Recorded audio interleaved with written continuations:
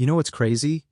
We're sitting here talking about Aaron Judge at $360 million, like it's some kind of discount. Like we've gotten to this point where anything under $500 million is practically a steal.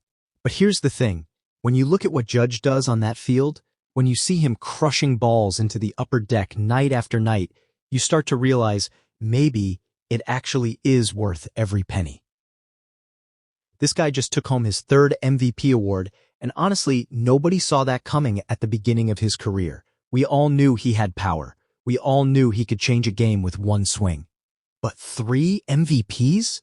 That puts him in rarefied air. That's a level of sustained excellence that most guys can only dream about. And the best part? He's not slowing down. If anything, he's getting better. More refined, more dangerous. But let's be real for a second. As impressive as Judge has been, there's really only one story that matters when we're talking about MVPs this year. Shohei Ohtani just won his fourth. His fourth! And get this, it was unanimous. Again, nobody else has ever done that. Not once, but multiple times. This guy is operating on a completely different level than anyone we've ever seen in baseball. Think about what that actually means. Every single voter looked at the season Ohtani just had and said, yeah, there's no debate here. Kyle Schwarber had an incredible year. Juan Soto was phenomenal in his first season with the Mets. But when you stack them up against what Ohtani does, it's not even close. He's lapping the field. He's making guys who would be MVPs on any other team look like they're playing a different sport. And here's what really gets me. Last year, he won MVP while rehabbing from Tommy John surgery. Think about that for a second. He couldn't even pitch, and he still dominated the league so thoroughly that he hit 50 home runs and stole 50 bases. Something that had never been done in the history of baseball while recovering from major elbow surgery. That's not normal. That's superhuman. But this year he came back and showed everyone that last year wasn't some fluke. He didn't just come back to pitch. He came back throwing triple digits, blowing guys away like he never left. And oh yeah, he's still hitting home runs at an absurd rate. He's still stealing bases. He's still doing things that make you shake your head and wonder if you're actually watching a real person or some video game character. The NLCS clincher against the Brewers perfectly sums up who this guy is. 3 home runs, 10 strikeouts. Read that again. 3 home runs as a hitter, 10 strikeouts as a pitcher in the same game. We will never see that again. Not in our lifetimes. Probably not ever. That's the kind of performance that belongs in a movie, not real life. You want to know something wild?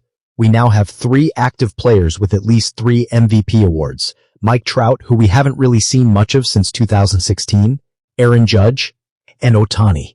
When you look at their numbers side by side, something jumps out immediately. Judge destroys everyone in home runs and RBIs. That size, that power, that easy swing, catching 100-mile-an-hour fastballs at the top of the zone and just launching them into orbit. But he's not just a slugger. The guy won a batting title. He takes pride in being a complete hitter, not just someone who swings for the fences every time up. And yet, even with all that production, even with those gaudy power numbers, Ohtani still separates himself. Because he's doing everything Judge does, plus he's one of the best pitchers in baseball.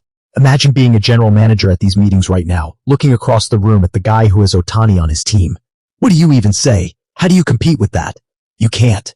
You just hope he doesn't destroy you too badly when you face him. 4 MVP awards now. Only Barry Bonds has more with 7, and Ohtani's only in his early 30s. He's got years left. Who knows how many more he'll rack up before he's done. The scary part is he keeps getting better. He keeps finding new ways to dominate. Last offseason, he knew he wasn't pitching, so what did he do? Got a sprint coach, added another dimension to his game, just casually decided to steal 50 bases like it was nothing. This season, he came in with a plan. He had his return to pitching mapped out perfectly. He wasn't rushing anything. He was building toward October, making sure he'd be at his absolute peak when it mattered most. And guess what? It worked. World Series champion, MVP, dad to a new baby. What a year for this guy. You hear him talk and he's so humble about it, thanking his teammates, his coaches, the fans, giving credit to Juan Soto and Kyle Schwarber for pushing him. But come on, we all know the truth. He's in a class by himself. There's Ohtani and then there's everyone else. Someone asked him which is harder, the hitting routine or the pitching routine. You know what he said? They're both equally difficult. But this year, coming back from Tommy John, dealing with the shoulder surgery, the focus was getting back on the mound. So if anything, pitching was tougher this year. The guy is talking about rehabbing from major surgery while hitting 50 home runs like it's just another day at the office. And here's a stat that'll blow your mind. Only one other player has won back-to-back MVPs while also winning the World Series. Joe Morgan, about 50 years ago. That's the kind of company Ohtani is keeping now. Not modern players. Not guys from 10 or 20 years ago. We're talking about legends from half a century ago. That's the standard he's operating at. What we're watching is history, plain and simple.